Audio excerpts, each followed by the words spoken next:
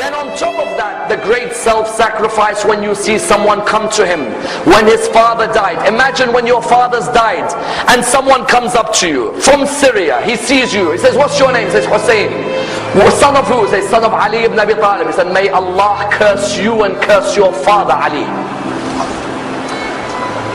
If someone talked like that to you, how would you reply back to him? May Allah curse you and your father. The guy's name was Asam ibn Mustalaq. Imam said, is the wind of this area hurting you? Or maybe you've had a disagreement with your wife. Is there a shelter for you to stay in? Or has no one provided you with clothing? Please come and stay in my house if you are a stranger in this area. Wallah, that person began to cry. He said, Aba Abdullah, I cursed your father in front of you. And this is the way you reply back to me, by making your house available for you? He said, this is the family of Rasulullah and the way we treat people. People may come and curse us, but we come back with morals, because our grandfather Rasulullah came to perfect the morals of mankind. And that's why I will never forget the greatest self-sacrifice before Karbala. Notice none of these stories have anything to do with Karbala.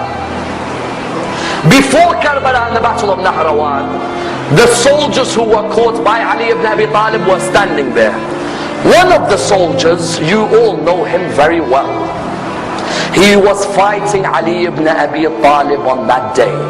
He had some rope around his hands. It wasn't too tight, but it was around the hands. Imam al-Hussain was walking past. He saw that soldier. And the soldier looked at him and said, Hussain, I beg you, please remove this rope from around my hand, because the rope is causing nervousness in me. Remove it. And I'm asking you. Imam al-Hussain went back to his father. He said, oh my father, I'd like a favor from you. He said, what is it? He said, this person over there, do you see him? He said, yes, I see him. He said, he says to me, the rope is tight around his hand, even though you will never put a tight rope, but it seems to have been hurting him. And he asked me to remove it. Oh my father, do you allow me? He looked at him and he said, Aba Abdullah, go ahead. Aba Abdullah, why do you want to answer this? He said, Father, when someone asks through me, how can I reject? I don't want the person to be embarrassed.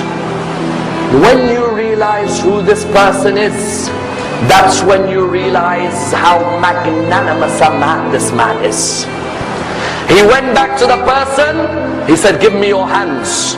And he removed the ropes from the hands of Shimr bin Dhil Jawshan.